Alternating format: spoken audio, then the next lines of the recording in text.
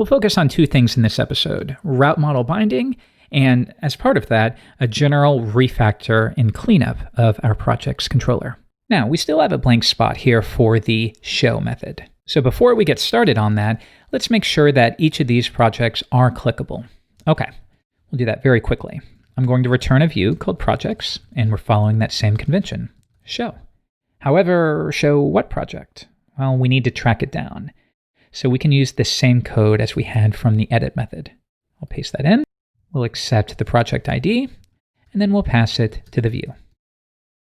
Okay, that view doesn't yet exist. So I can say resources, views, projects, show.blade.php.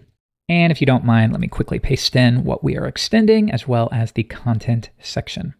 Okay, so we need a heading for the title of the project. And let's give this a shot. So let's go to projects. I'm not sure what the ID is here yet. We'll just say 3.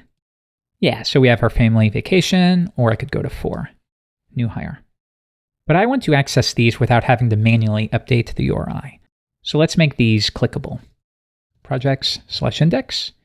And then for each list item, we'll wrap it within an anchor tag. The href will be projects/ and then once again, the project in the iteration, its ID. So for each project in our database, create a list item here. Let's go ahead and wrap that within a UL. And then for each item, we'll have an anchor tag that links to the project.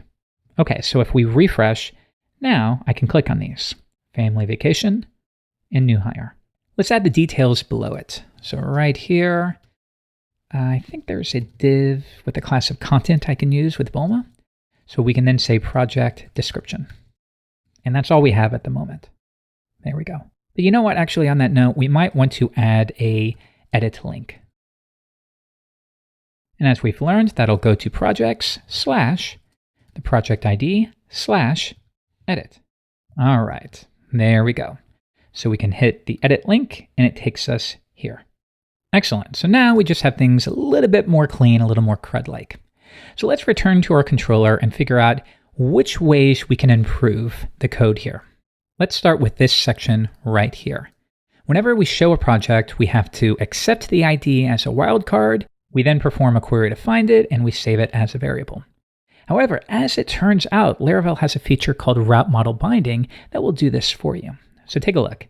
I'm going to, well, first, let's just return the project so you can see it the normal way. All right, here's the JSON we get. But let's remove this entirely. I will type hint project. And now, if I give this a refresh, I get the exact same thing. How cool is that? So what's happening here is behind the scenes, Laravel is picking up that we're trying to load a project, and it also knows there's a wildcard called project. So what's happening is it's putting 2 and 2 together. All right, well, I had this wildcard in the route called project, and then you've type hinted project here, so you probably want to fetch the project with that given ID. I'll go ahead and do that for you behind the scenes and pass it to your controller. It automatically gets resolved. It's really very, very cool stuff. Now you can configure this in a few ways. In some situations, you may not want to fetch by the ID. You might want to say, project, give me the one where the slug matches whatever we have here. That's all configurable. You can research Laravel route model binding. This is what you'll do. Here we go. And here's where you can control which key name we use, whether you want the ID, which is the default, or maybe something like a slug. But yeah, maybe when you're a little more advanced, you can research some of that. The cool thing, though, is you no longer have to do this.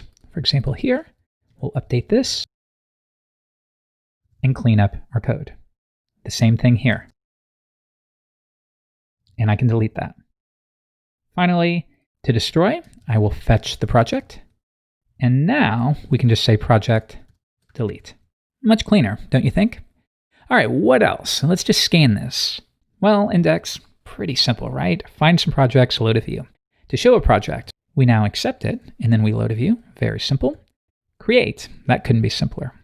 Store, I think we could do some work here. So when we hit the store method, we are going to persist a new project. So we do that by instantiating a new project. We then set the necessary fields and we persist it. However, as it turns out though, there is a project create method we could use instead. So take a look at this.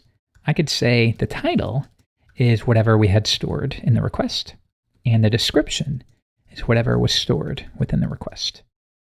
So as it turns out, this bit of code is equivalent to this. And in fact, we can even clean this up a little bit further. But before we do, I think we might see a little issue here. Let's give it a shot. Let's prepare a new project. We'll have to update the form here, but that's okay for the new styling. We'll create the project, and it does blow up. If you ever come across a mass assignment exception, this is Laravel's way of telling you, hey, I'm trying to protect you here, and it looks like you're trying to mass assign all of the attributes on the model. And if you're not careful, this can be an issue. Because what if somebody is manipulating the attributes that you pass? For example, you fetched all request data, you passed it to the create method, and you expected only a title and a description to be there, but somebody maliciously altered the form to update the ID, or the user's, for another example, the user's activation status. You didn't think you were updating that in the form, but because you passed all of the request data to user create or user update, they were able to do that without your knowledge. So Laravel, by default, protects you against this. Add title to the fillable property to allow mass assignment. So I'm going to show you some ways to handle this. We'll update our project model, and let's do exactly what it says. Add title to the fillable property. All right. We'll add a fillable property called title. Okay, now if we give it a refresh, it's still going to fail, but I bet it'll tell us to update the description, and it does. So now, because we didn't set description as a fillable field, well, we tried to pass it to the database, and now our database is squawking. So we could add description as well. These are the fillable fields for a project. Now, if I give it a refresh, it should work, and it does. So think of this as your way of saying, which fields am I okay with being mass assigned? Or we could do the inverse. We could say guarded. When we use this property, it's our way of saying, all right, accept everything except these fields that I want to guard, these fields that I don't want to be mass assignable. It's the exact opposite of fillable. So that means if I were to set it just like this, I could create a new project. Let's do a new one here. And there we go.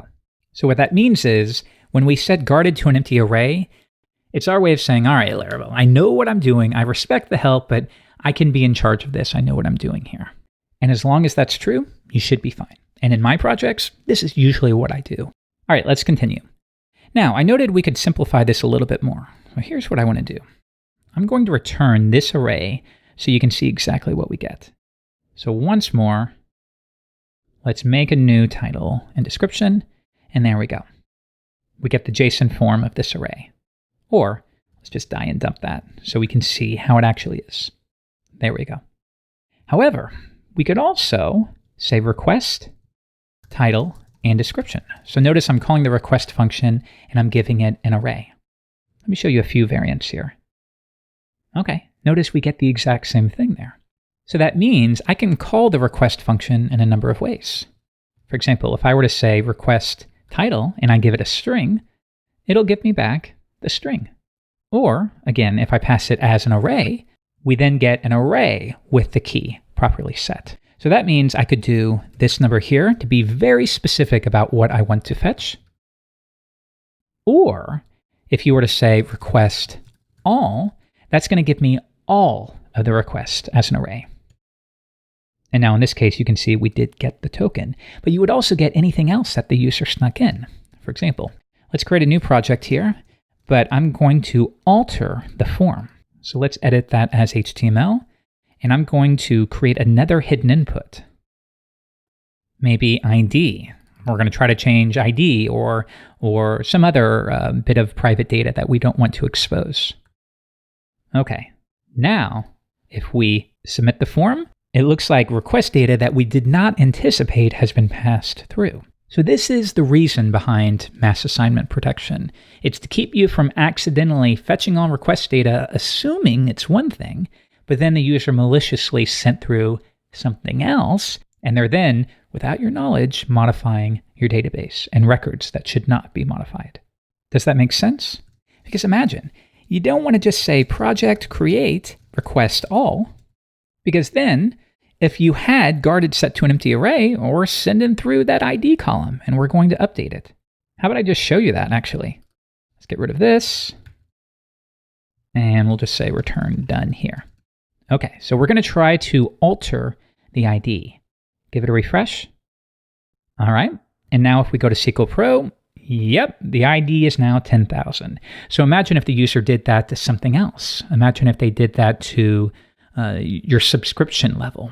So that's where, once again, I just want to drill this in because it can often be confusing at first. That's where if you did have fillable, this would give you protection there. Okay, so now we're saying the only fields that can be filled for this model are title and description. And even if you do this, and even if the user sends through something else, we're going to discard it entirely. Let's try that one more time. Projects create, new one, and yet again, if you'll bear with me, we will add another hidden input. ID, this time we will set it to 20,000. But when I submit it, it should be ignored entirely. Okay, let's go to SQL Pro, give it a refresh, and there we go. Now don't be confused by 10,001. Because the last one was 10,000, it will automatically increment by 1, but that is the correct behavior. The important thing is it was not set to 20,000. We discarded that entirely because of fillable fields.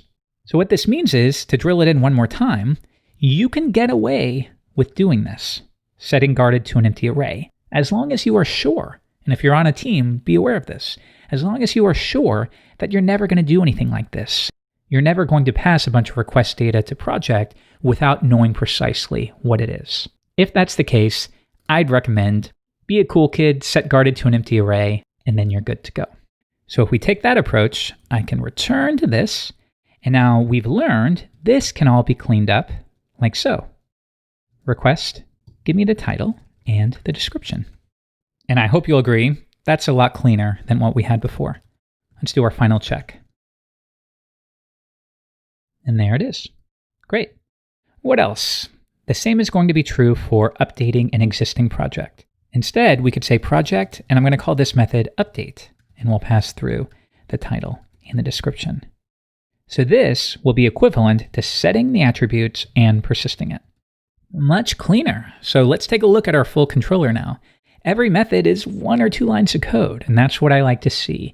When you start noticing controller methods that are 50 lines of code, there's probably, not always, sometimes it's just what you got to do, to be frank. But often, that might be a sign that there's some good refactoring you could do there. Each of these are super, super short. Take a look at all of this. I like it. So great job. You're starting to make really good progress at this point. In our routes file, we can now remove all of this. We've registered a resource for projects. This will configure and prepare all of the necessary routes for viewing a project, creating one, updating one, editing one, deleting one. All of those will be available. On our projects controller, we have all of those 7 methods that respond to each of those routes. So if I want to show a project, we use route model binding to accept it, and then we pass it to our view. If we want to update one, all right, fetch the project, call update, provide the new data, and then redirect when you're done.